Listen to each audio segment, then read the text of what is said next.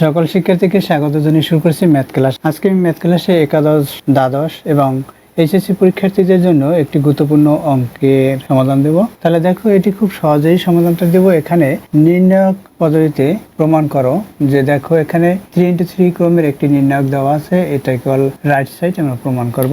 Left side তাহলে লিখি। এখানে লেফট সাইড কি দেওয়া আছে? এখানে লেফট সাইডে প্রথম সারিতে 1 1 1, দ্বিতীয় সারিতে 1 পি স্কয়ার, তৃতীয় সারিতে 1 P square P to the power 4 এটা দেওয়া আছে। দেখো, এটাই করে এখন রাইট সাইড আমরা প্রমাণ করব। রাইট সাইড কিভাবে প্রমাণ করব? এখানে দেখো পি মাইনাস 1, তাহলে পি থেকে 1 মাইনাস, অর্থাৎ আমরা যদি এই যে দ্বিতীয় কলাম থেকে প্রথম কলাম বিয়োগ করি তাহলে পি মাইনাস 1 পাবো।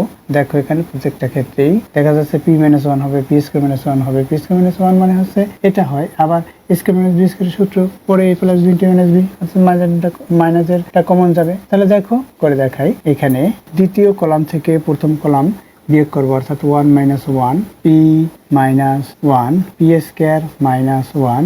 এখন তৃতীয় কলাম থেকে দ্বিতীয় কলাম বিয়োগ করি, আবার একই রূপে 1 minus 1 P square minus P.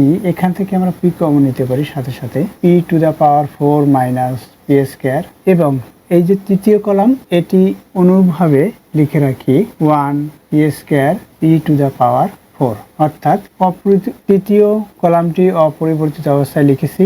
দেখো, এখানে যেভাবে করেছি তার শর্ত সমূহ এখানে লিখি। শর্ত কি? যে শর্ত অনুসারে এটা লিখেছি, অর্থাৎ এখানে এই প্রথম ম্যাট্রিক্সের এখানে দিকে তাকাও। এই প্রথমটি C1 C2 C3, এখানে যখন তৈরি করেছি তখন C1 prime C2 prime C3 prime এভাবে হয়েছে। তাহলে কি C1 প্রাইম ইকুয়াল কি পেলাম? মানে এটা কিভাবে তৈরি করেছি, অর্থাৎ C2 অর্থাৎ দ্বিতীয় কলাম থেকে প্রথম কলাম বিয়োগ করেছি, এবং এখানে তৃতীয় কলাম থেকে অর্থাৎ C2 প্রাইম এখানে C2 প্রাইম হচ্ছে এটা, অর্থাৎ নতুন যেটা তৈরি করেছি। এখানে C3 থেকে C2 মাইনাস করেছি, C3 অর্থাৎ তৃতীয় কলাম থেকে দ্বিতীয় কলাম মাইনাস করেছি। এই যে শর্ত যে দেখিয়েছে এই অনুসারেই এখানে করা হলো। তাহলে দেখো এখানে কি হয় সেটা লিখি। ইকুয়াল দেই। এখানে দেখো 0 হবে, এখানে 0, এখানে 1, অর্থাৎ 0 0 1 এটা হলো। এখানে কি?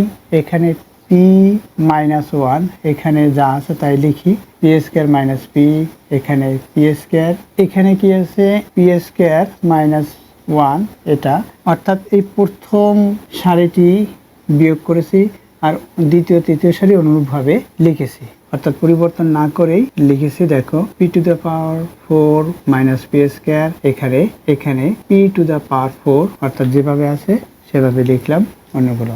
এখন আমরা জানি যে এই যে প্রথম সারির মাধ্যমে যদি আমরা বিস্তার করি, অর্থাৎ এখানে 0 0 1, এই 1 বরাবর এখানে সারি এবং কলাম বাদ যাবে, তাহলে যা থাকবে সেটা হবে 1 বরাবর সারি এবং কলাম বাদ, তাহলে থাকবে কি? এইটুকু থাকবে, এটুকু লিখি। অর্থাৎ তাহলে এখানে যা থাকে সেটা লিখি।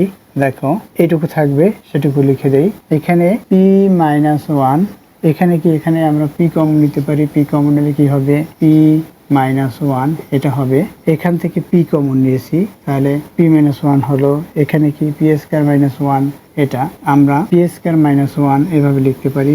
লিখি, এখানে যেভাবে দেওয়া আছে সেভাবেই লিখলাম। পি স্কয়ার মাইনাস 1 এটা আমরা ব্র্যাকেট দিতে পারি, এখানে এটুকু ব্র্যাকেট দিতে পারি। এখানে কি কমন যাবে? এটার মতো করে লিখবো, তাহলেই হবে। তাহলে পি স্কয়ার কমন নিতে পারি এখান থেকে, তাহলে পি স্কয়ার কমন নিই, তাহলে কি হবে? পি স্কয়ার কমন নিলাম, তাহলে থাকবে পি স্কয়ার মাইনাস 1 এটা। এই হলো। এখন আমরা এখান থেকে কি? এই যে অনুসারে আমরা এখানে লিখেছি, এখান থেকে এখানে যেভাবে লিখেছি সেটা এখানে লিখে দেব, অর্থাৎ প্রথম সারির মাধ্যমে বিস্তার করে বা প্রথম সারির সাপেক্ষে বিস্তার করে সেটা লিখবো। সংক্ষিপ্ত লিখি, প্রথম একম সারির সাপেক্ষে বিস্তার করে পাই। প্রথম সারির সাপেক্ষে আমরা এখানে বিস্তার করেছি। এখন প্রথম সারি থেকে কি কমন যায়? দেখো, এখানে পি মাইনাস 1 কমন যায়। দ্বিতীয় সারি থেকে কি কমন যায় সেটা কমন নেই। ইকুয়াল দিই। প্রথম সারি থেকে কমন যায় পি মাইনাস 1, দ্বিতীয় সারি থেকে কি কমন যায় সেটা দেখো।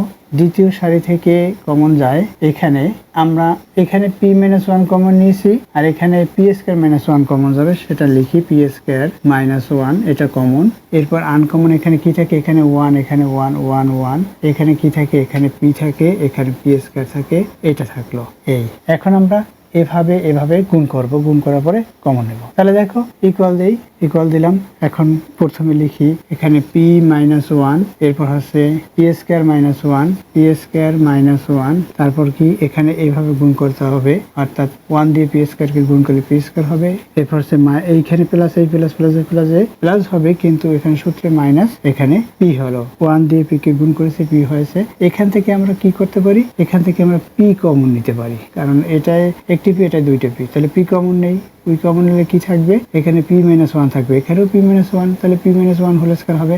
অর্থাৎ যদি আমরা এটা একবারে এভাবে লিখে দিতে পারি, P into P minus one whole square, আবার এখানে পি স্কয়ার মাইনাস ওয়ান এভাবে লিখে দিতে পারি। দেখো এখান থেকে আমি পি কমন নিয়েছি, পি যখন কমন নেই তখন কি হবে, এখানে পি মাইনাস ওয়ান হবে, এটাও পি মাইনাস ওয়ান, এটাও পি মাইনাস ওয়ান, তাহলে P minus one into P minus one, অর্থাৎ এ ইন্টু এ স্কয়ার হলো, এটা দুটো এখানে স্কয়ার দিলাম। এরপর হচ্ছে পি, প্রথম পিটা লিখে দিয়েছি। এখন আশা করি এটা বুঝতে পেরেছো কীভাবে লিখছি এটা।